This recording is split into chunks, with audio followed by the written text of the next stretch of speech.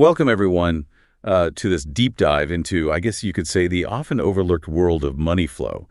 Today, we're going to be taking excerpts from Lawrence C. Marsh's Optimal Money Flow, a new vision of how a healthy economy works to help us understand how money moves through an economy and some of the things that can disrupt that flow. Sounds fascinating. Money flow is certainly something we all experience every day, but rarely stop to really think about. Exactly. We tend to think of money as this thing we earn and spend. But Marsh's book presents a different perspective. Money as a dynamic system, kind of like the circulatory system in our bodies. And just like we need healthy blood flow for our bodies to function properly, a healthy flow of money is vital for a thriving economy. I like that analogy. It helps to visualize the interconnectedness of all the different parts of the economy. Right. And one of the key points Marsh makes is how the very nature of costs has transformed over time. Imagine for a moment a farmer in the 19th century, planting corn by hand, back-breaking work. Lots of labor involved, for sure. High variable costs. Absolutely. Each additional bushel of corn they wanted to produce required a proportional increase in labor, a classic example of a variable cost. Now fast forward to today, and you might see that same farmer monitoring a self-driving plow from their tablet. Technology changing the game. So the initial investment in that technology is significant, but the cost of plowing an extra acre is negligible. Right. We're seeing this shift from variable to fixed costs play out across industries, from auto manufacturing to internet businesses. Think about lights-out manufacturing, robots working through the night, minimal human supervision required. Lights-out manufacturing, it paints quite a picture. But does this mean jobs are disappearing forever as technology marches on? Not necessarily. March emphasizes that while specific jobs are certainly being displaced, the total number of jobs isn't a fixed entity. He refers to this mistaken belief as the lump of labor fallacy. Labor demand is actually quite fluid, influenced by the evolving economy and advancements in technology. Okay, so it's not a zero-sum game. More jobs can be created. But how do we ensure that those new jobs are accessible to the people whose jobs are being displaced by technology? That's a pretty big societal challenge. Definitely. And it requires proactive policies and investments in things like education and retraining. Right. Investing in human capital. There's a really interesting anecdote in the book about Henry Ford's decision to raise worker wages back in 1914 so they could actually afford to buy the cars he was producing. The logic behind that move was brilliant. By increasing his workers' earnings, Ford essentially expanded his own customer base. And it worked. Ford saw his profits increase. But this brings up a key point. While actions like Ford's can benefit both the company and its workers, the book also explores the idea that individual businesses, driven by self-interest, might not always act in a way that benefits the entire economy. That's a common tension in economics, individual rationality versus collective well-being. For instance, no single company is going to want to bear the burden of raising wages or making huge investments in long-term sustainability if their competitors aren't doing the same. Right. They'd be putting themselves at a competitive disadvantage. Like, imagine a lake full of fish, a shared resource. Every fisherman benefits from a healthy lake, but each is incentivized to catch as many fish as they can, which could ultimately deplete the lake. A classic example of the common property resource problem, something that economists like Elinor Ostrom and Oliver Williamson won Nobel Prizes for their work on. They showed how shared resources often get mismanaged unless there's some mechanism in place to prevent overuse. So if we think of the economy as this common property resource that benefits us all, who's responsible for safeguarding it? Who ensures that short-term gains don't lead to long-term disaster? Marsh posits that this is where government has a critical role to play. Okay. Not to stifle free markets or anything, but to act as a steward of the overall economic ecosystem. Exactly. To create the conditions for sustainable prosperity. Marsh argues that government intervention is not always an impediment to free markets. In many cases, it can actually enhance their efficiency and fairness. Interesting. I'm curious to hear more about these instances where government intervention might be beneficial. Can you give us some examples? Well, consider insider trading. It's a classic example of asymmetric information where certain individuals have access to information that others don't, giving them an unfair advantage in the stock market. Regulations against insider trading aim to level the playing field, making markets more efficient and transparent.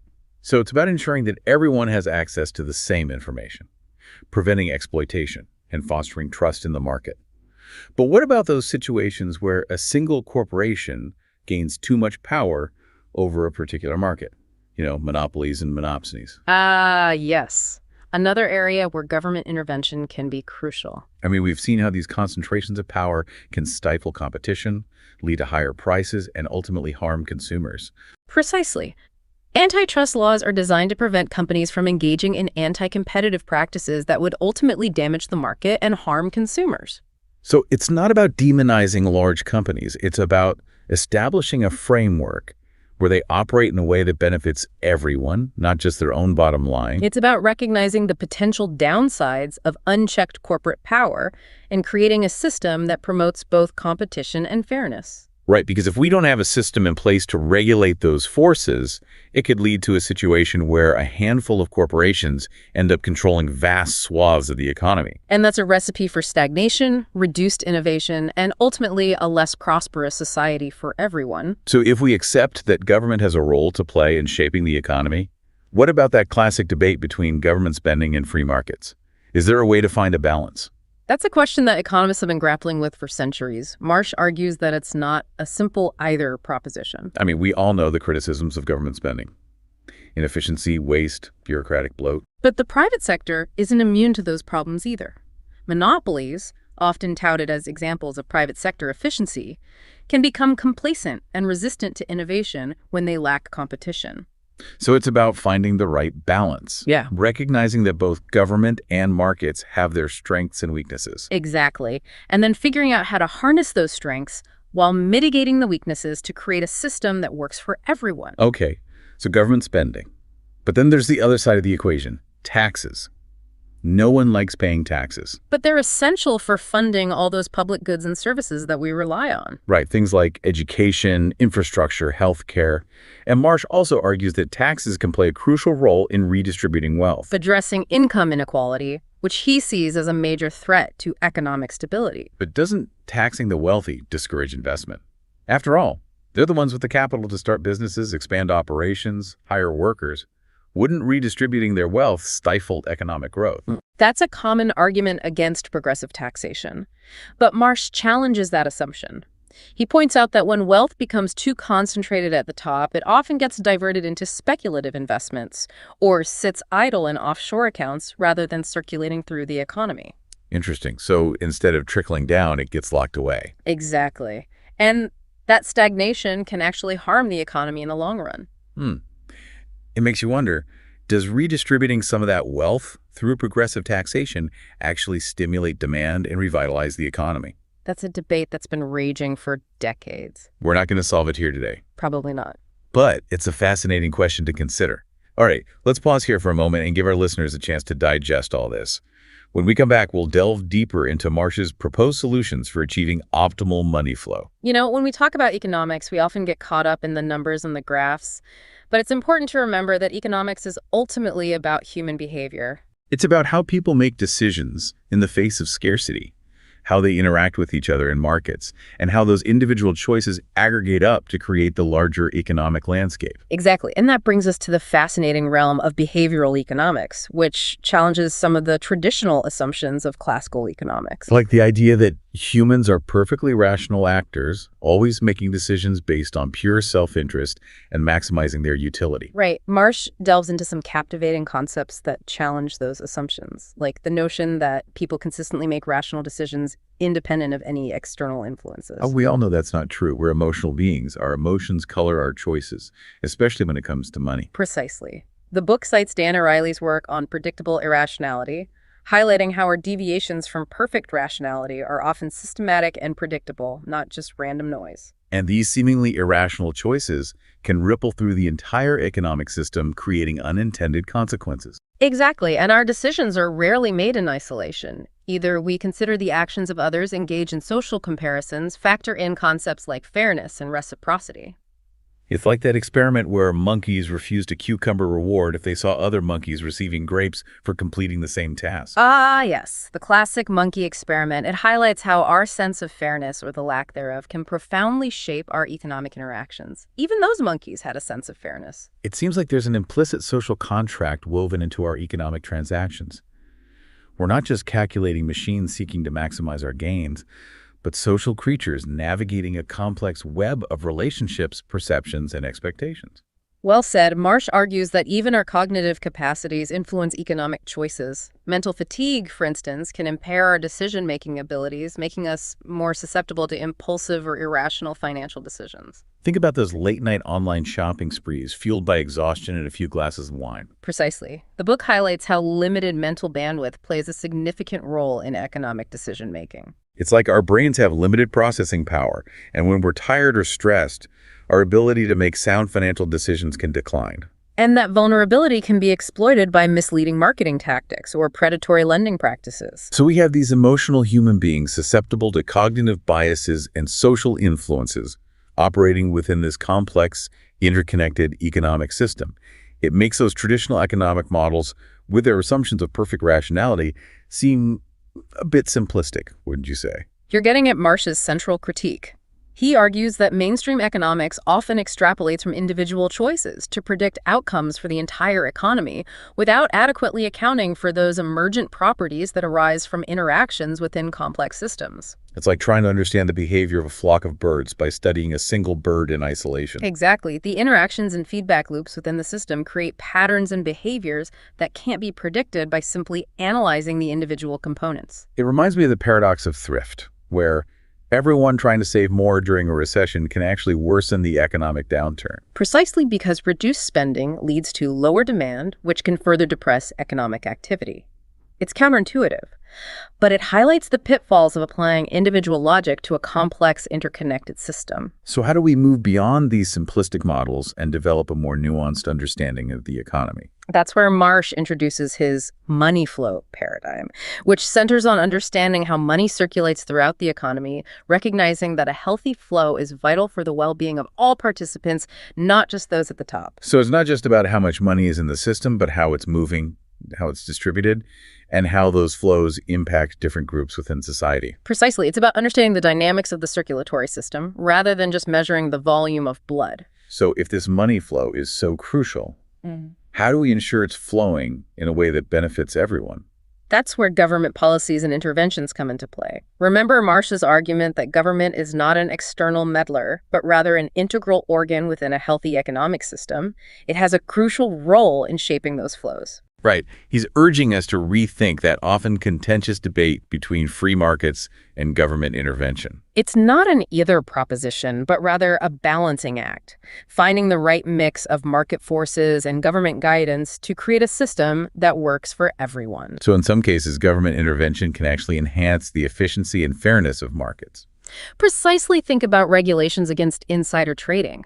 They aim to level the playing field in the stock market, ensuring that everyone has access to the same information. Right. It's about preventing exploitation, fostering trust, and making markets more transparent and efficient. But what about situations where a single corporation gains excessive dominance over a particular market? Those monopolies or monopsonies we talked about earlier. That's another area where government regulation can play a crucial role in mitigating the harms caused by these concentrations of power. Because when a single company controls a market, it can stifle competition, innovation, and ultimately lead to higher prices for consumers. Precisely, antitrust laws, for instance, aim to prevent companies from engaging in anti-competitive practices that would harm consumers and distort the market. So it's about creating a framework where businesses operate within a competitive landscape, one that encourages innovation, efficiency, and ultimately benefits consumers. Exactly. It's about striking that balance between allowing companies to thrive and preventing them from becoming too dominant. Because a healthy level of competition can drive progress and create a more dynamic and innovative economy. But if government's role is to help maintain this healthy circulation of money, what tools are at its disposal besides breaking up monopolies or regulating industries? Well, one of the key levers is fiscal policy government spending on public goods like infrastructure, roads, bridges. Public transportation can have a stimulative effect on the economy. Right. Those investments create jobs which generate income that then flows through the system. Exactly. And the people who get those jobs then spend their earnings further amplifying the economic impact. It's like a ripple effect. And those government investments in areas like education and scientific research can have long-term payoffs by fostering innovation and creating the foundation for future economic growth. Investments that the private sector often underfunds due to their long time horizons and uncertain returns. But what about the argument that government spending is inherently wasteful and inefficient? It's a common critique, but Marsh argues that while instances of government inefficiency undoubtedly exist, the private sector is hardly immune to waste and mismanagement. So it's not a black and white issue of virtuous private enterprise versus inept government bureaucracy. Precisely, both sectors have their strengths and weaknesses, their potentials and pitfalls. And the challenge is to find the right balance, harnessing those strengths while mitigating the weaknesses, all in service of achieving that optimal money flow that benefits society as a whole. We've talked about government spending, but what about the other side of the equation, taxes? Yes, the dreaded taxes, but they're essential for funding those public goods and services we just discussed. And Marsh argues that taxes can serve as a powerful tool for redistributing wealth, mitigating economic inequality. Right, addressing those imbalances that contribute to that triple bubble phenomenon, but doesn't taxing the wealthy discourage investment. That's a common argument, but Marsh challenges it. He contends that when wealth becomes excessively concentrated at the top, it often doesn't trickle down, as some economic theories suggest. So instead of stimulating the economy, that wealth gets locked up in speculative investments or sits idle in offshore accounts. Precisely. And that stagnation can have negative consequences for the economy in the long run. It's like a clogged artery impeding the flow of vital nutrients. So could redistributing some of that wealth through progressive taxation actually help to stimulate demand, revitalize the economy, and promote more equitable outcomes? That's the question, isn't it? It's a question that's been fiercely debated for decades. And one we won't resolve in this deep dive. But it's certainly worth pondering. Absolutely. Now, when it comes to taxation, fairness is a key consideration. But fairness is a subjective concept. How do we define a fair tax system? It's a complex issue, and there's no single universally agreed upon definition of fairness when it comes to taxes.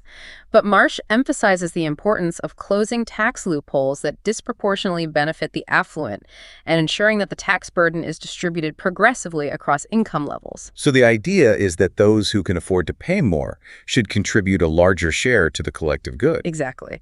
It's about ensuring that everyone pays their fair share regardless of their income or wealth, and that sense of fairness is crucial for maintaining social cohesion and stability. Because when people perceive the system as rigged or unjust, it breeds resentment, erodes trust, and can ultimately undermine economic well-being. It's a reminder that economics is intertwined with our values, our perceptions, and our sense of what's right and wrong. Well said. Now, let's revisit a concept we touched upon earlier, the lump of labor fallacy. Yes, the idea that there's only a fixed amount of work to be done, and that if someone gets a job, it means there's one less job available for someone else. Precisely. It's a zero-sum view of the labor market. But Marsh effectively dismantles this fallacy, arguing that the number of jobs is not static, it's constantly evolving. As technology advances, new industries emerge, and consumer demands shift. Think about all the jobs that exist today that were unheard of a decade ago. App developers, social media managers, drone operators, sustainability consultants. The labor market is not a fixed pie to be divided, but rather a dynamic landscape that's constantly reshaping itself. Exactly, and clinging to that lump of labor mentality can trap us in a scarcity mindset, pitting workers against each other instead of fostering collaboration and recognizing the potential for growth and innovation. So instead of fearing that robots are going to steal all our jobs, maybe we should focus on how we can adapt to these technological changes, acquire new skills, and create new opportunities. Precisely, and that's where investments in education and training become so crucial. Because a more skilled and adaptable workforce is essential for a thriving economy in the 21st century. Absolutely. And Marsh argues that these investments in human capital can generate positive externalities benefits that spill over to the broader economy. So it's not just about individual gain, but about collective prosperity. Investing in people can create a virtuous cycle where everyone benefits. He uses the analogy of a farmer who invests in better tools and techniques.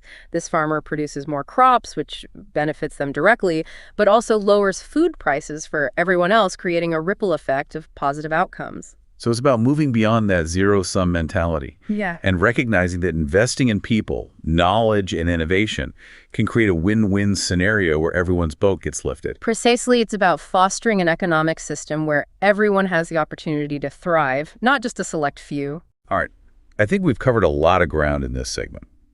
We've explored the complexities of human behavior, delved into the limitations of traditional economic models, and examined the role of government in shaping a more equitable and sustainable economy. Let's give our listeners a moment to process all this before we move on to Marsh's concrete proposals for achieving that optimal money flow he so eloquently advocates for. All right, welcome back to our deep dive into Lawrence C. Marsh's optimal money flow. We've spent quite a bit of time talking about the problems, those distorted money flows, the triple bubble you described. But now I'm really curious to hear more about potential solutions. How do we actually fix these issues? Well, Marsh is pretty clear that just raising taxes or slashing government spending isn't going to cut it. We need a more nuanced approach. He suggests a two-pronged strategy, focusing first on strengthening what he calls the automatic stabilizers within the economy. Automatic stabilizers. I'm not sure I'm familiar with that term. Think of them as kind of like built-in shock absorbers that help to smooth out the ups and downs of the business cycle. Things like unemployment insurance or progressive income taxes. Okay, I see. So during a recession, when people lose their jobs, these programs automatically kick in, providing a safety net. And that helps to prevent the economy from completely tanking. Exactly. And then on the flip side, when the economy is booming, those same programs naturally contract, preventing things from overheating. Smart. So by strengthening these automatic stabilizers, we can make the economy more resilient to those inevitable shocks. Precisely. But then there's the second part of Marsh's strategy, which is all about tackling those underlying imbalances that lead to wealth concentration and those destabilizing bubbles we talked about. And this is where those My America accounts come in. That's right. This is where Marsh gets really innovative. Remember, the idea is to provide direct stimulus payments to individuals without adding to government debt. But isn't that just printing money? Wouldn't that lead to massive inflation? It's a common concern. But Marsh argues that as long as the economy has what economists call slack, meaning there are underutilized resources and available labor, this infusion of money would primarily boost demand, putting those resources to work. So it's like jump-starting a car that's stalled out, not pouring gasoline on a fire. Exactly. Now, there are obviously a lot of details to work out. Yeah. How much money would people get? How often? Who would be eligible? Yeah. How do you actually implement something like this?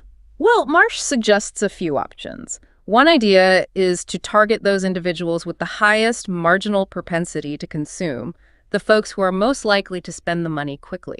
So getting the money directly into the hands of the people who will actually spend it and boost demand. Precisely. And in terms of the logistics, he believes that existing technology, like direct deposit systems, could be leveraged to make the process pretty seamless. So it wouldn't necessarily require creating some massive new bureaucracy. That's the idea. But of course, anytime you talk about giving people money, there are concerns about moral hazard. Will this discourage people from working or saving if they know they're going to get a check from the government? It's a valid concern. And Marsh is very clear that these accounts should be a temporary measure used only during economic downturns, not a permanent replacement for jobs or social safety net programs. Right. More like a targeted intervention to get the economy moving again, not a long-term solution to poverty or inequality. Exactly. And he stresses that this approach would need to be combined with policies that address the root causes of those structural problems, things like investing in education, fostering innovation, and creating a more progressive tax system. So it's not a magic bullet, but a potential tool in the toolbox, alongside other policies aimed at creating a more equitable and sustainable economy. Exactly, a multi-pronged approach. Well, I think we've managed to pack a lot into this deep dive, covering everything from the changing nature of costs to this fascinating proposal for My America accounts. Oh. Before we wrap up, is there anything else you think our listeners should really take away from Marsh's work? I think one of the most important takeaways is that economics is not a zero-sum game. It's not about winners and losers. We can create an economy that works for everyone, but it requires a shift in mindset. Moving away from that scarcity mentality and embracing the idea that we can all prosper together. Absolutely. And that starts with understanding how money flows through the economy, identifying the bottlenecks and the imbalances, and then implementing policies that promote a healthier, more equitable flow. So we've got a lot of work to do, but it sounds like Marsh is offering us a roadmap, a new vision of how a healthy economy can work. That's a great way to put it, a vision for a more prosperous and just future. I like that. Well, thank you so much for joining me on this deep dive. I hope our listeners found it informative and thought-provoking. It's been a pleasure. Always a good time to explore these complex but crucial issues. And to all our listeners out there, thank you for tuning in. Until next time, keep those mental gears turning and keep those conversations about economics flowing.